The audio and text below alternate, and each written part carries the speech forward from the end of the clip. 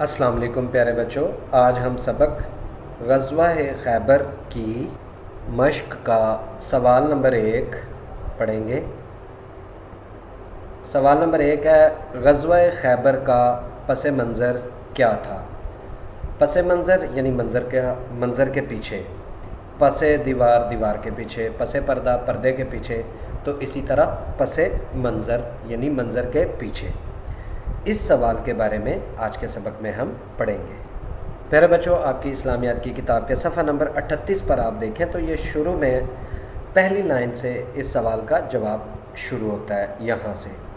عربی زبان میں خیبر کا لفظ قلعے کے معنی میں آتا ہے۔ قلعہ یعنی عربی زبان میں قلعے کو خیبر کہتے ہیں۔ جیسے قلعہ ہوتا ہے شاہی قلعہ، جیسے آپ نے لاہور میں دیکھا ہوگا۔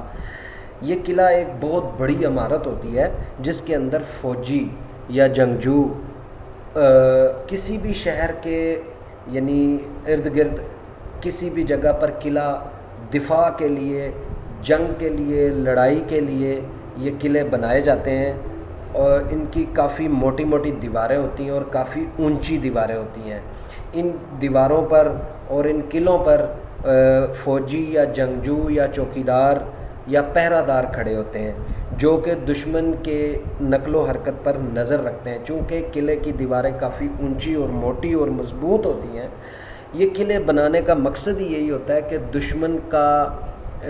دشمن کے حملے کا دفاع کیا جائے، دشمن کے حملے کو جو ہے وہ قلعے میں اپنے آپ کو محفوظ کر کے دشمن کے حملے کو روکا جائے۔ تو یہ قلعہ ایک بہت بڑی عمارت ہوتی ہے، کافی موٹی دیواریں ہوتی ہیں اور کافی اونچی دیواریں ہوتی ہیں۔ تو خیبر قلعے کو کہتے ہیں عربی زبان میں۔ مدینہ منورہ سے قریباً 320 کلومیٹر دور شمال کی جانب یہود کے بہت سے جنگی قلعے تھے۔ یعنی مدینہ منورہ سے 320 کلومیٹر کے فاصلے پر شمال کی جانب یہودیوں نے جنگی قلعے بنائے ہوئے تھے۔ قلعہ جیسا کہ میں نے آپ کو بتایا کہ یہ قلعے بنائے جاتے ہیں جنگ کے لیے، ٹھیک ہے، دشمن کا مقابلہ کرنے کے لیے، دشمن کے حملے کا دفاع کرنے کے لیے یہ قلعے بنائے جاتے ہیں۔ پرانے وقتوں میں یہ قلعے جنگوں میں استعمال ہوتے تھے، یعنی جنگ کے دوران جو فوجی ہوتے تھے وہ قلعے میں پناہ بھی لیتے تھے، قلعے میں اپنا دفاع بھی کرتے تھے اور دشمن کا مقابلہ بھی کرتے تھے۔ ان قلعوں کی نسبت سے اس علاقہ کو خیبر کہتے تھے۔ یعنی یہ علاقہ جو تھا اس میں یہودیوں نے جنگ کے لیے قلعے بنائے ہوئے تھے، ٹھیک ہے، جگہ جگہ قلعے بنے ہوئے تھے کافی سارے۔ تو چونکہ یہ جس علاقے میں یہ قلعے بنے ہوئے تھے، ان قلعوں کی وجہ سے اس علاقے کو خیبر یعنی کہا جاتا تھا۔ خیبر یعنی قلعوں کی جگہ خیبر، ٹھیک ہے۔ عرب بھر کے یہودی ان قلعوں میں آ کر جمع ہو گئے تھے۔ پورے عرب کے یہودی جو تھے وہ ان قلعوں میں آ کر جمع ہو گئے تھے۔ وہ اسلام سے دشمنی رکھتے تھے، یعنی اسلام کے دشمن تھے۔ وہ ہر صورت میں اسلام کو نقصان پہنچانا چاہتے تھے، جیسے بھی ہو، جو بھی ہو، وہ اسلام کو ہر صورتحال میں اسلام کو نقصان پہنچانا چاہتے تھے۔ چنانچہ انہوں نے طے کیا یعنی فیصلہ کیا کہ عرب کے دوسرے مشرک قبائل کو ساتھ ملا کر مدینہ منورہ پر چڑھائی کر کے اسلام کو ہمیشہ کے لیے دنیا سے ختم کر دیا جائے۔ یعنی انہوں نے یہ فیصلہ کیا کہ ہم عرب کے جو دوسرے مشرک قبائل یعنی جو شرک کرنے والے، جو اللہ کے ساتھ دوسرے خداؤں کو بھی مانتے تھے، مشرک انہیں کہا جاتا ہے جو اللہ کے ساتھ کسی دوسرے کو بھی خدا مانتے ہوں، اللہ کے برابر مانتے ہوں۔ تو عرب میں بہت سارے ایسے قبیلے تھے جو کئی خداؤں کو مانتے تھے اللہ کے برابر۔ تو مشرکوں نے یہودیوں نے ان مشرک قبائل کو اپنے ساتھ ملایا اور مدینہ منورہ پر چڑھائی کرنے کے لیے انہیں اکسایا، اور ان کے خیال میں اور ان کی سوچ میں یہ بات تھی کہ اسلام کو ہمیشہ کے لیے دنیا سے ختم کر دیا جائے۔ حضور اکرم صلی اللہ علیہ وآلہ وسلم کو ان کی سازشوں کا علم ہوا۔ سازش یعنی جو انہوں نے کوئی چال یا فریب یا جو انہوں نے جو کچھ بھی یعنی جو سوچا تھا اسلام کو ختم کرنے کے لیے، اسلام کو نقصان پہنچانے کے لیے، اسلام کے ساتھ دشمنی کرنے کے لیے جو انہوں نے سوچا تھا، جو ترتیب سوچی تھی، جو ترکیب سوچی تھی، اسے سازش کہا گیا، یعنی سازش کہتے ہیں۔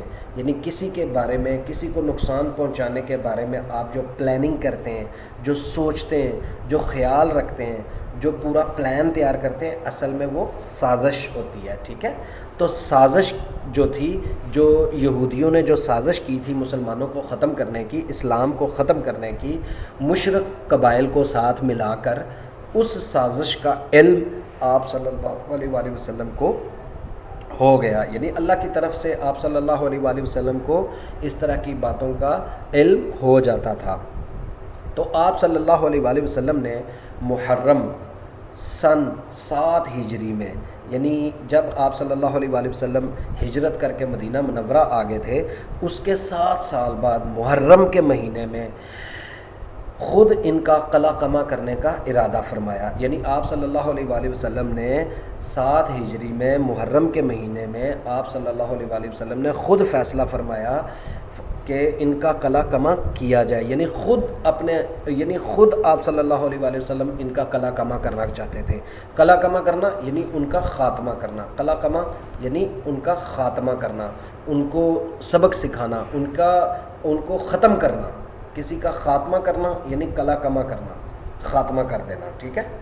تو آپ صلی اللہ علیہ وآلہ وسلم نے ان یہودیوں اور مشرکوں کے خاتمے کے لیے آپ صلی اللہ علیہ وآلہ وسلم نے خود ارادہ فرمایا، اور صلح حدیبیہ میں شامل صحابہ کرام رضی اللہ تعالیٰ عنہم کو ہمراہ لے کر خیبر کی طرف روانہ ہوئے۔ یعنی وہ صحابہ کرام جو صلح حدیبیہ میں، صلح حدیبیہ یہ ایک معاہدہ تھا جو آپ پہلے چیپٹرز میں پڑھ چکے ہوئے ہیں۔ یہ معاہدہ تھا جو کفار مکہ اور مسلمانوں کے درمیان ہوا تھا۔ اس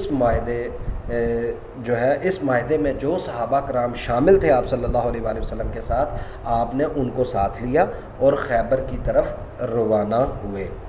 یہ تھا غزوہ خیبر کا پس منظر۔ پیارے بچوں، اس سوال کو آپ یہاں تک اچھی طرح سے یاد کیجیے گا، اور جو سوالات آپ سے پوچھے جائیں گے ان کے مناسب جواب منتخب کیجیے گا۔ اللہ حافظ۔